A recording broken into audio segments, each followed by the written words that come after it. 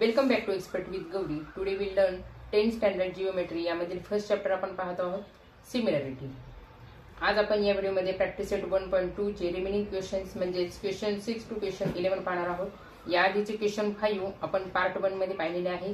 त्यांचा व्हिडिओ सुद्धा मी अपलोड केलेला आहे, तो तुम्ही पाहू शकता.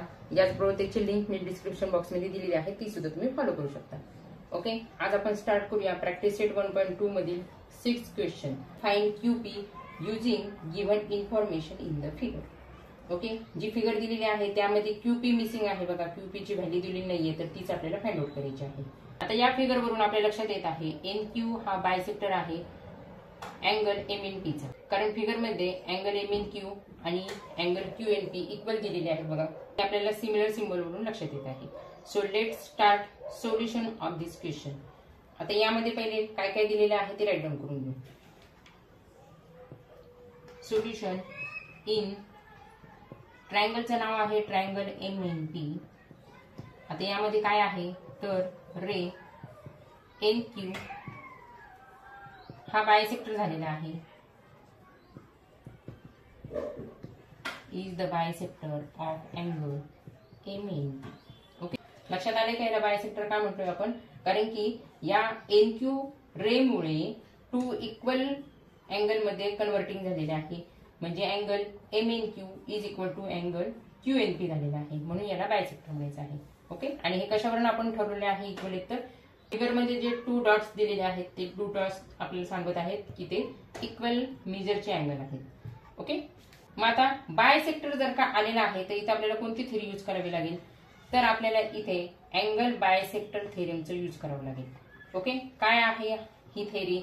तर याची डिटेल्स मी तुम्हाला प्रॅक्टिस सेट 1.2 च्या पार्ट 1 मध्ये समजून सांगितलेले आहेत. ते तुम्ही आधी फॉलो करा, त्यानंतर हा क्वेश्चन तुम्हाला व्यवस्थित समजेल, म्हणजेच ही थेरी तुम्हाला व्यवस्थित कळेल. ओके, मी इथे रीड करून सांगते या थेरमची प्रॉपर्टी कोणती आहे. The bisector of an angle of a triangle divides the side opposite to the angle in the ratio of the remaining sides. Okay, त्यामुळे इथे म्हणता येईल therefore MN upon NP is equal to MQ upon PQ. इथे bracket मध्ये लिहूया by the theorem of angle bisector of a triangle. या थेरमनुसार MN upon NP is equal to MQ upon PQ झालेला आहे. आता यांच्या व्हॅल्यू पुट करूया. देअरफॉर MN आपल्याला दिलेली आहे 25, NP पण फिगर मध्ये दिलेली आहे 40 इज इक्वल टू MQ पण आहे 14. फक्त QP मिसिंग आहे किंवा PQ. आता इथे क्वेश्चन मध्ये आपल्याला QP विचारलेला आहे. QP म्हणजेच PQ, P पासून Q पर्यंत असलेला अंतर आणि Q पासून P पर्यंत असणारा आन्सर. त्यामुळे PQ जरी आन्सर काढलं त्यानंतर आपल्याला एंडला म्हणता येईल QP चा आन्सर. ओके, मी इथे क्रॉस मल्टिप्लिकेशन करू. PQ multiple 25 is equal to 14 multiple 40. Left साइडला फक्त PQ ठेवूया, 25 इकडं डिवाइड टाकू, म्हणून 14 मल्टिपल 40 अपॉन 25. 5 ने डिवाइड करू. 5 5 जार 25, 5 8 जार 40. देअरफॉर PQ मिळाला 14 8 जार 112 अपॉन इथले 5. 5 1 जार 5, 5 2 जार 10. 1 रिमेन राहिला, परत 5 2 जार 10, 2 रिमेन राहिले, इथे पॉईंट द्यावा लागेल. 5 4 जार 20. देअरफॉर PQ मिळाला आपल्याला 22.4.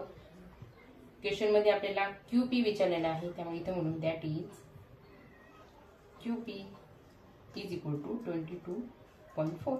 ओके, आता इथे आपल्याला युनिट्स दिलेले नाहीयेत सेंटीमीटर मीटर, त्यामुळे आन्सर फक्त एवढंच लिहिता येईल QP is equal to 22.4. Next पाहूया क्वेश्चन 7.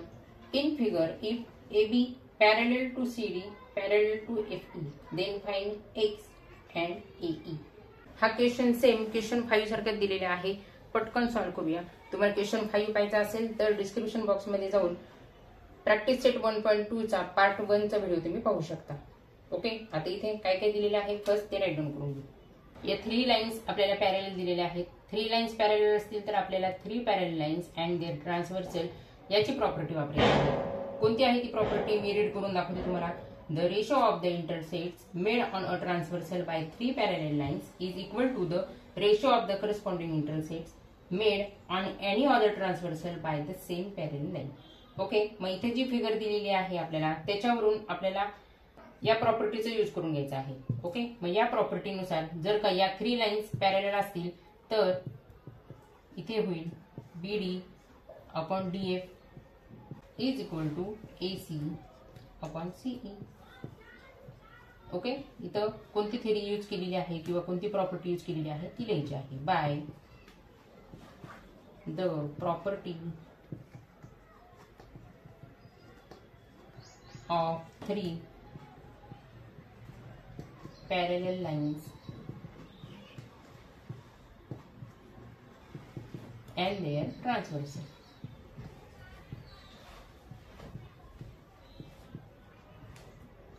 ओके, त्यामुळे BD upon DF is equal to AC upon CE मिळाले. आता यांचे व्हॅल्यूज पुट करूया. देअरफॉर BD आहे 8, DF आहे 4 इज इक्वल टू AC दिलेले आहे 12 आणि CE च्या ऐवजी आपल्याला CE ची मेजर्स दिलेले आहे इथे x.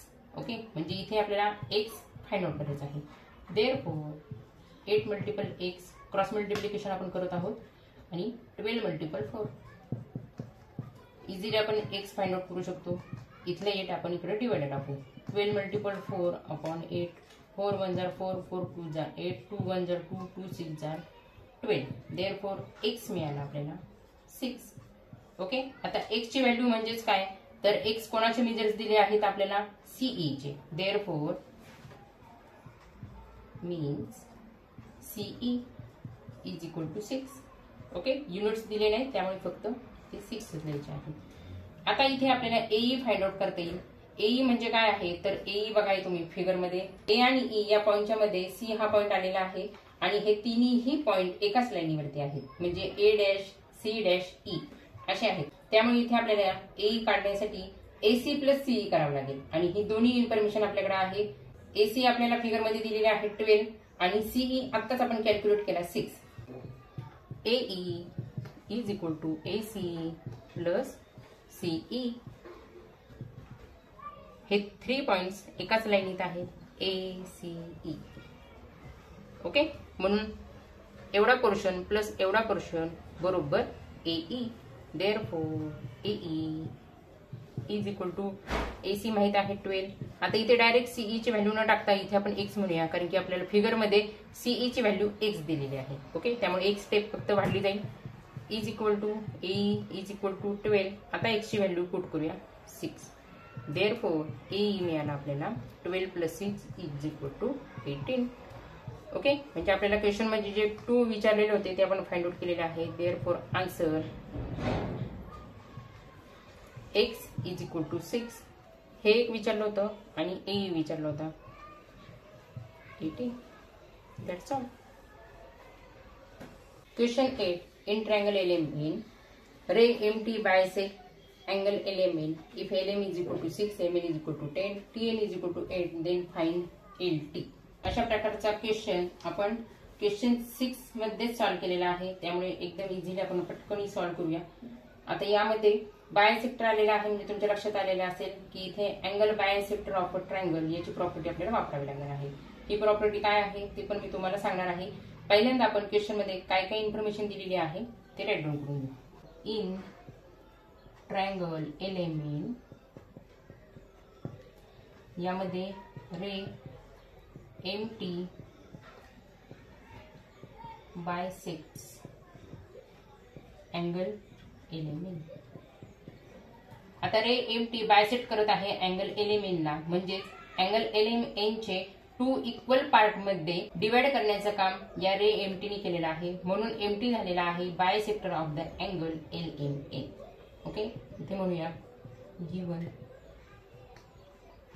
ओके, त्याचबरोबर LM आपल्याला दिलेला आहे 6, MN दिलेला आहे 10, TN दिलेला आहे 8. ओके, अजून एक इन्फॉर्मेशन आपल्याला इथे लिहिता येईल. आता हे बायसेक्टर आहेत म्हणून angle LMT is equal to angle TME. Okay, मी इथे म्हणू therefore by the theorem of angle bisector of a triangle LM upon ME is equal to LT upon TL. Okay, हे कसं आलं लक्षात आलं? ही थेरी काय आहे मी तुम्हाला रीड करून दाखवते. The bisector of an angle of a triangle divides the side opposite to the angle in the ratio of the remaining sides. Okay, त्यामुळे इथे जे अँगल तयार झालेले आहे LMT आणि TMN, ते MT मुळे मरे MT मुळे स्प्लिट झालेली लाईन LN जी आहे ती LT मध्ये आणि TN मध्ये कन्वर्ट झालेली आहे. त्यामुळे LT अपॉन TN ही कोणाबरोबर असणार आहे इक्वल, तर रिमेनिंग जे साइड्स आहेत LM अपॉन MN यांच्या बरोबर ती इक्वल असणार आहे. त्यामुळे LM upon MN is equal to LT upon TN. यांची व्हॅल्यू पुट करूया. Therefore 6 upon 10 is equal to LT upon 8. Therefore cross multiplication आता पहिले LT घेऊया. LT multiple 10 is equal to 6 multiple 8. Therefore LT इथे ठेवूया, 10 डिवाइडला पाठवू राईट साइडला. 6 multiple 8 upon 10. Therefore LT is equal to, आता यांना पहिले डिवाइड करून घेऊ. 2 3 जार 6, 2 5 जार 10, 8 3 जार 24 अपॉन 5 म्हणजेच 5 1 जार 5, 5 4 जार 20 पॉईंट द्यावा लागेल अँड 5 8 जार 40. देअरफॉर आन्सर मिळाला आपल्याला LT is equal to 4.8. Question 9. In triangle ABC, segment BD bisects angle ABC. If AB is equal to x, BC is equal to x plus 5, AD is equal to x minus 2, DC is equal to x plus 2, then find the value of x. हा question सुद्धा खूप simple आहे. फक्त इथे साइडच्या value आपल्याला एक्सच्या पट्टीमध्ये दिलेल्या आहेत. ओके, एकदम इझी सोल्युशन आहे. चला पाहूया. आता इथे ट्रायंगल आपल्याला दिलेला आहे ABC. त्यामुळे ABC ट्रायंगल मध्ये काय काय इन्फॉर्मेशन दिलेली आहे आणि कोणता बायसेक्टर आहे ते विचारत घेऊन इथे पहिले इन्फॉर्मेशन राईट डाऊन करून घेऊ. आता इथे अजून जे इन्फॉर्मेशन दिलेले आहेत त्या सुद्धा राईट डाऊन करू शकतो तुम्ही. AD x-2, DC x+2, BC x+5 आणि AB x. आता इथे मी लिहित नाहीये, डायरेक्ट पुढचं सोल्युशन करूया. आता इथे आपल्याला थेरी कोणती यूज करायची आहे. आता इथे BD बायसेक्टर आलेला आहे म्हणजे इथे आपल्याला थेरम ऑफ अँगल बायसेक्टरचा विचार करायचा आहे. त्यामुळे इथे म्हणू therefore by the theorem of angle bisector of a triangle.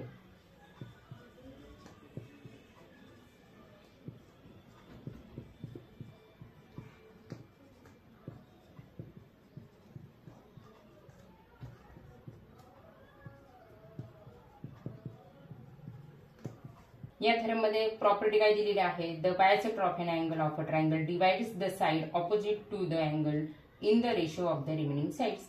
त्यामुळे आता रिमेनिंग साइड्स कोणते आहेत. AB1 BC आणि AD अपॉन DC हे दोन्ही इक्वल आहेत असं आपल्याला इथे दाखवायचं आहे. त्यामुळे देअरफॉर AB अपॉन BC या आहेत remaining sides is equal to बायसेक्टरमुळे झालेल्या एका लाईनचे 2 पार्ट्स. इथे आहे AD, याला आपण BC, म्हणजे या ज्या रेषा आहेत त्या इक्वल आहेत हे आपल्याला इथे या थेरम मधून कळत आहे.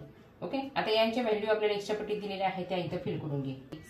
BC ची दिलेली आहे x+5, AD दिलेले आहे x-2 आणि DC दिलेले आहे x+2. नेहमीप्रमाणेच इथे क्रॉस मल्टिप्लिकेशन करावं लागेल. Therefore x multiple x+2 is equal to x-2 multiple x+5. Therefore x multiple x, x square, x multiple 2, 2x is equal to x multiple x म्हणजे x square झाला.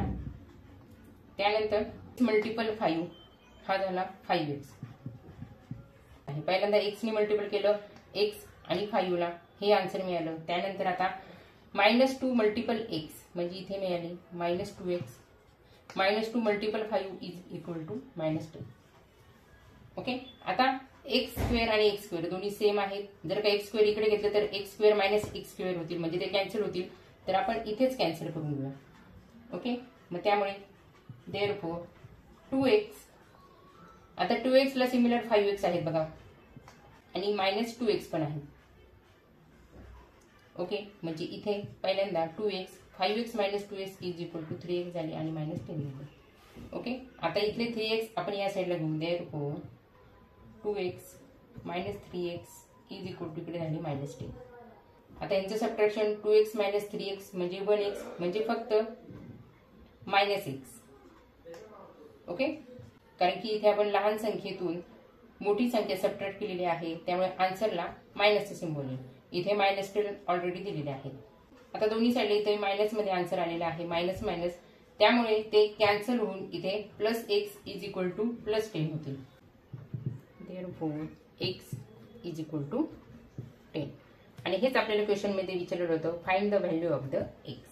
Okay, आता x ची value जर का आपल्याला मिळालेली आहे तर बाकीच्या ज्या साईड्स आपल्याला दिलेल्या आहे x च्या पटीमध्ये AD दिलेली आहे, DC दिलेली आहे, BC दिलेली आहे, या सुद्धा आपण फाइंड आउट करू शकतो. पण आन्सर आपल्याला इथपर्यंतच करायचं आहे, यापुढे आपल्याला आन्सरचे मार्क्स मिळणार नाही. ओके, पण एक नोट म्हणून मी तुम्हाला करून दाखवते. इथं BC आपल्याला दिलेली आहे x + 5. ओके, मग x ची व्हॅल्यू इथं पुट केली 10 + 5 म्हणजे BC मिळाली आपल्याला 15.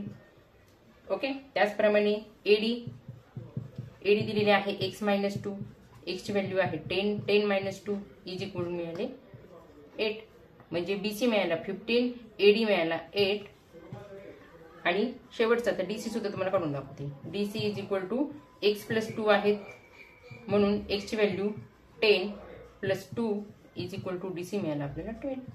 ओके, जर का आपल्याला साइड्स विचारले असतील तर अशाप्रमाणे x ची व्हॅल्यू पुट करून तुम्ही आन्सर फाइंड आउट करू शकता. पण फायनल आन्सर आपला x = 10 आहे, कारण की क्वेश्चन मध्ये फक्त find the value of x एवढंच विचारलेलं आहे. क्वेश्चन 10. आता या क्वेश्चन मध्ये आपल्याला एक फिगर दिलेली आहे आणि त्यावरून क्वेश्चन विचारलेला आहे. x is any point in the interior of a triangle. Point x is joined to vertex of triangle. Segment PQ parallel segment DE. Segment QR parallel segment EF. Fill in the blanks to prove that segment PR parallel to segment DF. Okay, आता इथे आपल्याला खाली बघा fill in the blanks दिलेले आहेत, ते आपल्याला fill करायचे आहेत. पण त्याआधी आपण हा क्वेश्चन व्यवस्थित समजून घेऊ. या क्वेश्चन मध्ये सेगमेंट PR पॅरलल दिलेले आहे सेगमेंट DF ला. हे प्रूव्ह करून आपल्याला दाखवायचे आहे. त्यासाठी दिलेल्या फिल इन द ब्लँक्स आपल्याला फिल करून दाखवायचे आहेत. फिगरच्या सेंटरला x हा पॉईंट दिलेला आहे. इथे आपल्याला converse of basic proportionality theorem use करावी लागेल. यावरून XR/RF = XP/PD हे आपण प्रूव्ह करू शकतो. तर या थेरम नुसार segment PR and segment DF parallel होते. आता सोल्युशनसाठी पहिल्यांदा आपल्याला इथे ट्रायंगल XDE आणि ट्रायंगल XEF चा विचार करावा लागेल आणि बेसिक प्रोपोर्शनॅलिटी थेरम नुसार त्यांच्या प्रॉपर्टी वापरून सोल्युशन करावं लागेल. आणि त्यानंतर आपल्याला ज्या इक्वेशन्स मिळतील त्यानुसार आपल्याला हे सिद्ध करून दाखवायचं आहे की both the sides are equal to the XQ/QE. आणि त्यानंतर मिळालेल्या 2 इक्वेशन्स वरून आपल्याला सेगमेंट PR पॅरलल आहे सेगमेंट DF ला हे सिद्ध करून दाखवायचं आहे. त्याआधी या 2 ट्रायंगलचा विचार करूया. ट्रायंगल XDE आणि triangle XEF. In triangle XDE यामध्ये PQ पॅरलल दिलेली आहे DE. ओके, क्वेश्चन मध्ये दिलेला आहे त्यामुळे तुम्हाला गिव्हन. यावरून प्रॉपर्टी आपल्याला वापरायची आहे बेसिक प्रोपोर्शनॅलिटी थेरम. यामध्ये सांगितलेलं आहे if a line parallel to a side of a triangle intersect the remaining sides in 2 distinct points then the line divides the same in the same proportion. Okay, या प्रॉपर्टीचा वापर करून आपल्याला दाखवता येईल therefore XP/PD okay = XQ/QE. याला देऊया 1 number आणि कोणती थेरम वापरलेली आहे ती इथं ब्रॅकेट मध्ये लिहू. Basic proportionality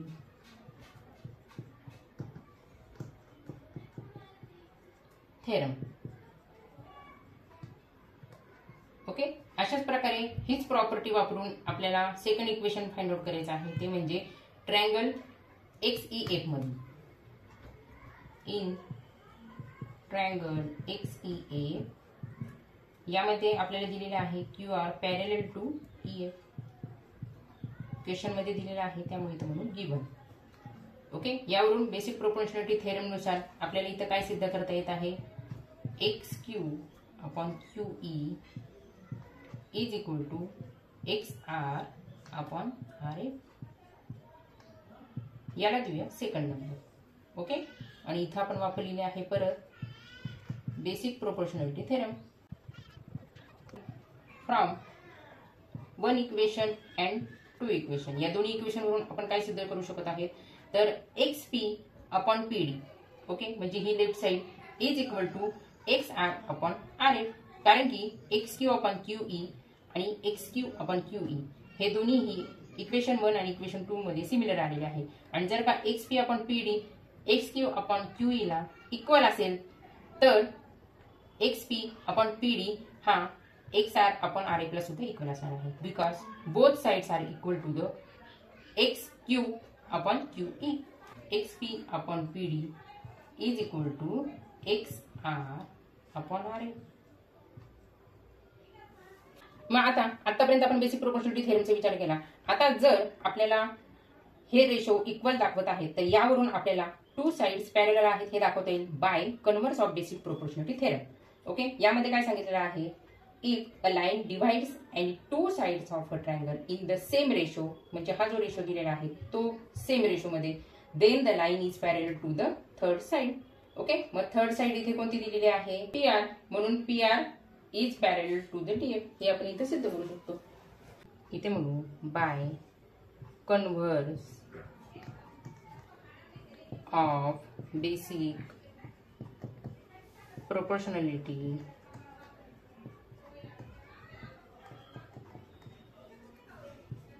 theorem segment PR parallel to segment DF. Okay, आपल्याला क्वेश्चन मध्ये ज्या फिलिंग द ब्लँक्स दिलेल्या आहेत त्या इथं फिल करून घ्यायच्या आहेत. हे मी तुम्हाला सोल्युशन दिलेलं आहे, त्याप्रमाणे तुम्ही हे सोल्युशन बघून क्वेश्चन 10 मधील फिलिंग द ब्लँक्स फिल करू शकता. Okay, question 11. In triangle ABC ray BD bisects angle ABC and ray CE bisects angle ACB. If segment AB congruent segment AC, then prove that ED parallel to BC. आता इथे ED parallel to BC आहे हे आपल्याला prove करून दाखवायचे आहे. Solution साठी me figure draw करून घेतलेले आहे म्हणजे तुम्हाला व्यवस्थित समजेल. ओके, ट्रायंगलचे नाव आहे ABC. यातील रे BD बायसेक्ट करत आहे अँगल ABC ला, म्हणून अँगल ABC चे टू इक्वल पार्ट्स झालेले आहेत, अँगल ABD आणि अँगल DBC. इक्वल मेजरमेंटचे हे अँगल झालेले आहेत. तसेच रे CE बायसेक्ट होतोय अँगल ACB ला. ओके, त्यामुळे या बायसेक्टरने वर्क काय केलेले आहे, अँगल ACB च्या सेंटर मधून रे CE ड्रॉ केला आहे. त्यामुळे या अँगलचे टू इक्वल अँगल आपल्याला मिळालेले आहेत. Angle ACE is equal to angle ECB. Okay, त्यामुळे AB आणि AC या दोन्ही इक्वल लेंथचे आपण काढलेले आहेत. यावरून आता ED पॅरलल BC प्रूव्ह करायचे आहे. आता इथे E पॉइंट आणि D पॉइंट कनेक्ट करून सेगमेंट ED मी ड्रॉ करून घेतलेला आहे ED. ओके, म्हणजे हा जो बायसेक्टर समोरच्या लाईनला जिथे कनेक्ट होत आहे आणि BD बायसेक्टर समोरच्या लाईनला जिथे कनेक्ट होत आहे ते दोन पॉइंट मी घेतलेले आहेत E आणि D, आणि ते कनेक्ट करून घेतलेले आहेत. आपल्याला जर ED पॅरलल टू BC दाखवायचा असेल तर आपल्याला पहिल्यांदा काय दाखवावं लागेल, AE upon BE is equal to AD upon CD. Okay, हे प्रूव्ह करावं लागणार आहे. त्यासाठी आपल्याला इथे कन्व्हर्स ऑफ बेसिक प्रोपोर्शनॅलिटी थेरमचा वापर करावा लागेल. तसेच टू बायसेक्टर्स दिलेले आहेत, त्यामुळे थेरम ऑफ अँगल बायसेक्टरचा सुद्धा आपल्याला उपयोग करून घेता येईल. ओके, सोल्युशन एकदम इझी आहे, पण कधी कोणती थेरी यूज करायची हे जर का तुम्हाला कळलं तर तुम्हाला हा क्वेश्चन एकदम इझी वाटेल. इन ट्रायंगल ABC यामध्ये दिलेली आहे रे BD बायसेक्ट होत आहे अँगल ABC ला, म्हणजे तो बायसेक्टर झालेला आहे. Is bisector of angle ABC. याबरोबरच अजून काय सांगितलेलं आहे, तर रे CE बायसेक्ट होत आहे म्हणजे बायसेक्टर आहे ऑफ अँगल ACB. ओके, याबरोबरच सेगमेंट AB कॉन्ग्रुएंट दिलेली आहे सेगमेंट AC ला. आता इथे कॉन्ग्रुएंट याचा अर्थ काय आहे, तर एकरूप किंवा इक्वल. हे सगळं आपल्याला क्वेश्चन मध्ये दिलेला आहे म्हणून याला म्हणूया गिवन. ओके, आता इथे आपल्याला जे बायसेक्टर दिलेले आहे त्यावरून अँगल बायसेक्टर ऑफ ट्रायंगल या थेरमचा यूज करायचा आहे. त्यामुळे पहिल्यांदा आता त्या थेरीचा विचार करूया. Therefore by the theorem of angle bisector of triangle. आता दरवेळेस मी तुम्हाला त्याची प्रॉपर्टी रीड करून दाखवत असते. इथे सुद्धा angle bisector of a triangle याची प्रॉपर्टी काय आहे ते सांगते. The bisector of an angle of a triangle divides the side opposite to the angle in the ratio of the remaining sides. Okay, मग आता इथे त्या साइड्स कोणत्या आहेत आणि त्यांचे रेशो कोणते आहेत ते इथे आपल्याला राईट डाऊन करून घ्यायचे आहेत. म्हणजेच ते इक्वल आहेत हे आपल्याला दाखवायचं आहे. ओके, आता इथे रे बीडी बायसेक्ट होत आहे अँगल एबीसी ला. त्यामुळे AB upon BC is equal to AD upon DC होईल. ओके, आणि याला लिहूया 1 नंबर. त्याचप्रमाणे ब्रॅकेटमध्ये पण लिहूया ray BD bisect angle ABC. Okay, आता त्याचप्रमाणे दुसऱ्या रेचा विचार करूया, म्हणजे दुसऱ्या बायसेक्टर CE चा विचार करूया. त्याप्रमाणे इथे म्हणू and also bye the theorem of angle bisector of triangle. परत याच थेरमचा आपल्याला विचार करायचा आहे. फक्त इथे आपल्याला रे CE चा विचार करायचा आहे बायसेक्टरचा. ओके, मग त्यामुळे इथे आपल्याला मिळाले AC upon BC is equal to AE upon AB. याला जो सेकंड नंबर ब्रॅकेटमध्ये लिहू. इथे कोणत्या बायसेक्टरचा विचार केलेला आहे तर ray CE bisect angle ACB. Okay, फिगरमध्ये पाहूया. जेव्हा रे BD बायसेक्ट होतो तेव्हा AB अपॉन BC म्हणजे AB अपॉन BC हा इक्वल असतो AD अपॉन DC ला.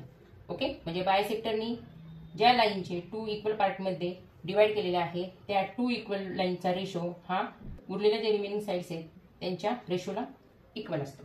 ओके, त्याचप्रमाणे इथं CE चा पण विचार करा. CE ने AB चे 2 पार्ट्स तयार केलेले आहेत AE आणि EB.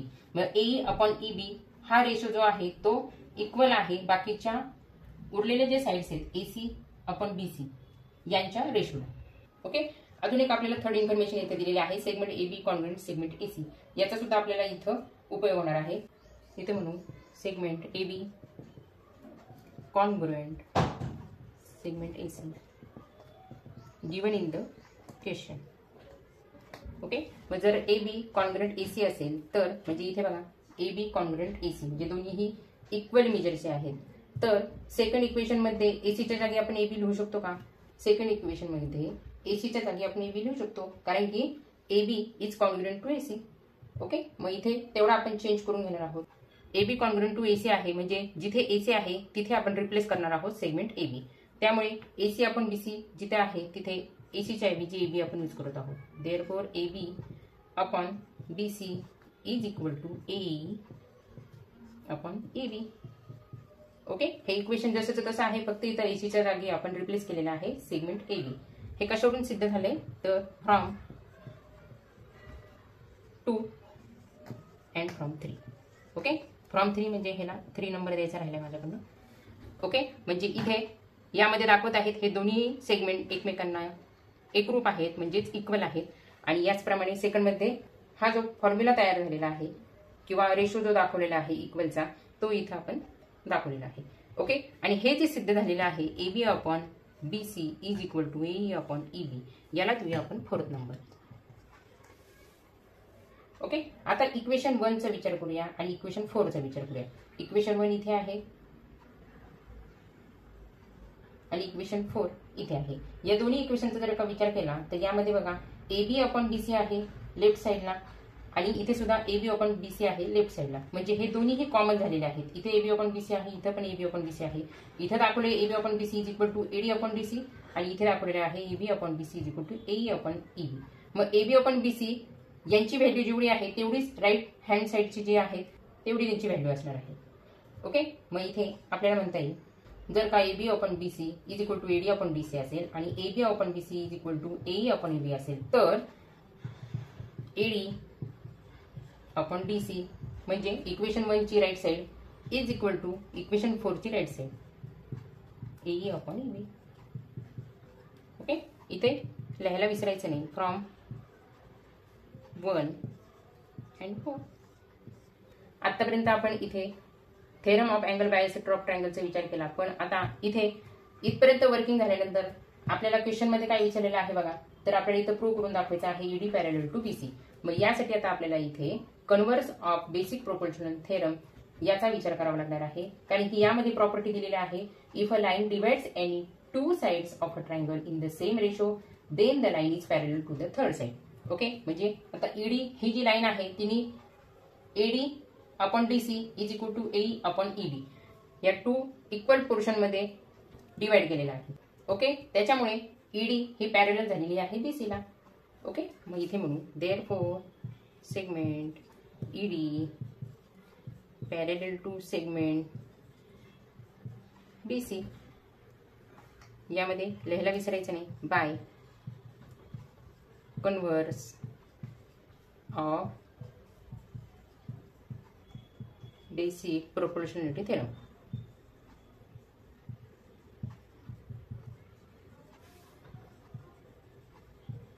कोणकोणत्या थेरमचा आपण विचार केलेला आहे इथं राईट डाऊन करायला विसरायचं नाही. यामध्ये मार्क्स असतात. आता इथे आपण 3 टाइप्सचे थेरम यूज केलेला आहे. म्हणजे हे जर का लिहिलं नसतं तर आपल्याला हाफ मार्क मिळाला नसता, हे पण लिहिलं नसतं हाफ मार्क मिळाला नसता, आणि हे लिहिलं नसतं तर हाफ मार्क मिळाला नसता. म्हणजे असं 1.5 मार्क्स आपल्याला निघून गेला असता. म्हणजे जवळपास 2 मार्क्स आपले लेस झाले असते. त्यामुळे कोणती थेरी यूज केलेली आहे ते लिहायला मात्र विसरायचं नाही.